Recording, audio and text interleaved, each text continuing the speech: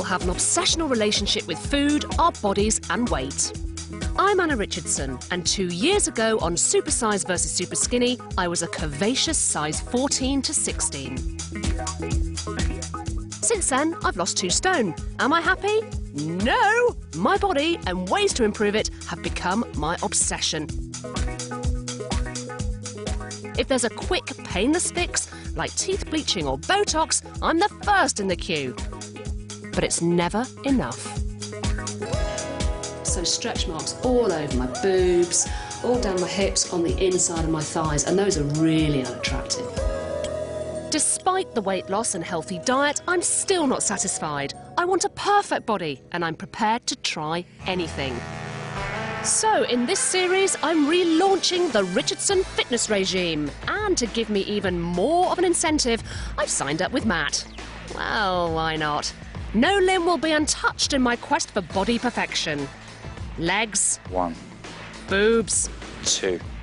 Bum. 3. Ow. Matt, I want to be realistic. Can I basically turn this into something much better in just 3 hours a week? Realistically, yes. However, it's going to take a bit of work. OK.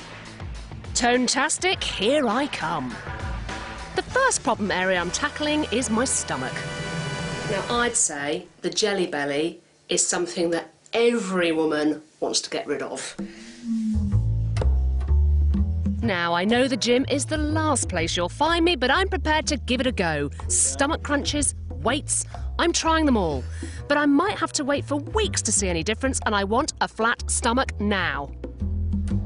So I found the latest Hollywood craze that's made its way over here. It looks like scary scaffolding, but it's called Boot Camp Pilates. They've got like straps and levers and pulleys in a kind of Tower of London, medieval kind of way. It's billed as the best way to sculpt your core muscles by combining precise stretches. So a nice controlled fluid motion. With resistance and weights. Ooh. It's not for the faint-hearted. I'm going to cry. You have to use a serious amount of stomach control to stop the straps pulling your legs over your head. How do I get them back down? And it hurts. A lot. It kills. I'm not joking, that's probably one of the hardest workouts I've ever done. Very little effort, I said. Plan B. There's word out about an easier way to lop off the love handles, and it sounds right up my street. The number of us having these so-called quick fixes or non-invasive surgery, like skin peels and injectable fillers, has doubled over the last 12 months, and I'm squeezing one into lunch. The best optimal shape that you want is the hourglass shape, and at the moment we need to achieve that. Yes. Because at the moment it's more of a level straight. Yes. If you see, it's only a few inches kind of difference. I know. So to achieve the hourglass, we're going to have to put you through some work. Right. Meet my new best friend, laser lipolysis, a new high-tech painless procedure using a red light laser which penetrates your fat cells and releases the fat inside them. Belly fat, prepare to be blitzed.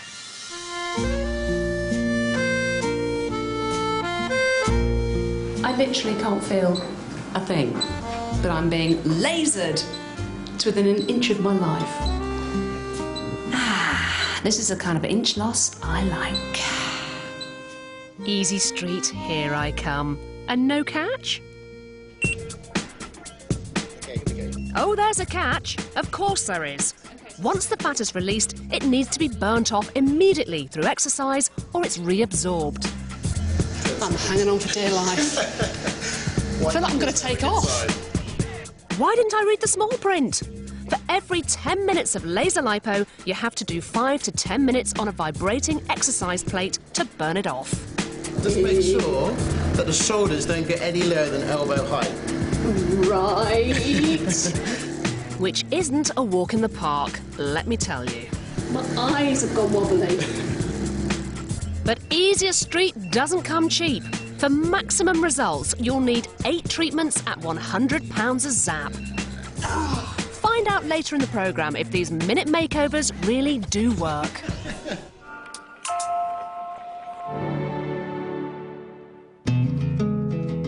This week's feeding clinic residents are Julie and Jade. With bags unpacked, it's time for the girls to prepare each other's first meal. It does look really nice. It does, doesn't it? It's colourful. It is. Don't speak too soon, Jade. This is one of Julie's mum's cholesterol-crammed curries. Are you going to put more in? In this one, yeah. Oh my God, of sat fat there is 9.4 grams. And while Julie serves up Jade's curry, dairy-free zone Jade sorts out Julie's dinner and pops the kettle on. When I realised that all I was getting was coffee, I sort of thought, oh my God, that's it. I can't survive on that. This is going to take forever.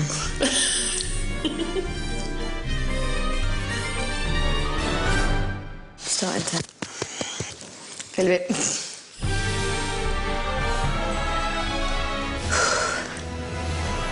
Keep going. You can do it. It's kind of making me jealous because I want to eat it. I've finished mine. I feel sick. I'm absolutely stuffed. It's day 2, and Jade is 24 hours into her cold turkey to kick the caffeine. Symptoms that she may be experiencing include headaches, fatigue, nausea, or even muscle pain. I'm feeling really sluggish this morning, quite sick, a bit vile to be honest, and I'm really missing my cola and my coffee. Doing enough. I feel really moody. If there was nobody in this room and I could trash it, I would. I just need to get all the stress and anger out. Somebody give me a cup of coffee. Oh, then. Let's go get breakfast. And for dairy-hating Jade, Julie's cheesy start to the day just isn't helping. There we go. Bacon, mushroom and cheese sandwich. It's my gag. I'm sorry. Especially as her usual morning fix of the fizzy stuff, aka Julie's liquid breakfast, is in reaching distance. It's making me really, really angry. You've got to drink that in front of me. After nearly 2 days free of stimulants, Jade is ready to snap. I just felt like crying. My body now, needs the stuff. So me not having it, it's like a druggie coming off. Drugs. Like any dependency, there's usually a trigger point. So Julie and Jade join forces and look to their past to pinpoint where their food issues started. This one, I was 12, and that is when the weight started going on. Why do you think, you started to gain weight? Well, I've always said I don't feel like I comfort eat.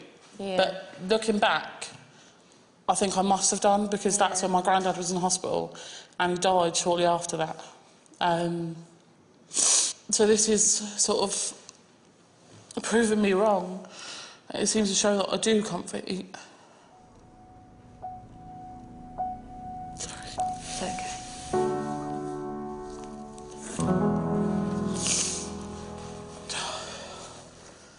With Julie getting the picture about where her problems lie, Jade remembers a time when she could face her own reflection. I felt beautiful when I was carrying Jake because I had more weight. I had this you can see it in your arms. That's how I want to be again, minus the big tummy. It was straight after having Jake that my food issues started. Why would you say it was? There's been certain points that make me think, as, my eating and a few other things like my tempers and my moods, or does it all boil down to postnatal depression? Yeah. But I've never received, any help or talked to anybody about it, so I don't know for definite. Yeah. It just sounds like it does. There's been something serious for me to end up like this. Recognising that she might have had postnatal depression is a huge turning point for Jade. It can affect up to 10% of women after giving birth, and many like Jade don't even realise they've had it. One of the major side effects is a loss of appetite. This can result in feeling run down and irritable. A healthy diet of fresh vegetables, fruit, milk and cereals, all packed with vitamins, are known to aid recovery. For more information about dealing with postnatal depression or anything else from this programme, visit our website, channel4.com/health. The following day, and Jade, now keen to make progress, is hungry for nourishment and can't work out why Julie's portions are so small. That's my lunch.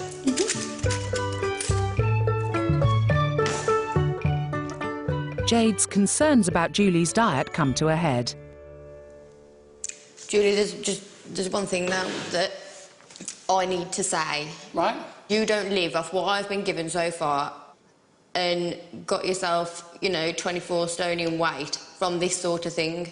That's right, that's what I would have for my lunch. You'd have 2 cheese and onion rolls? Yes.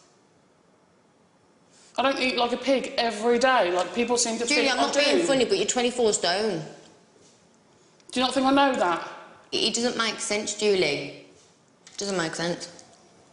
I'm only saying what I know is true. I'm not lying, I'm not... Is it true, though? Yes. It doesn't look like it. Or maybe it doesn't. It doesn't. But what? Have you lied? No. Have you cut your food diary down? I'm sorry, I can't sit here and be told I'm wrong anymore. I'm fed up being told I'm fake and I'm lying and I'm wrong, and don't lie to me with the camera. Don't. Jade's confrontation has sent Julie's feelings into freefall after years of her bottling them up. All my life, I have put a brave face on and saying, I don't care. I don't care what you think. It doesn't bother me. I'm smiling and, you know, I'm happy, I'm fine. It's not till I get home and I close my bedroom door and that upsets me.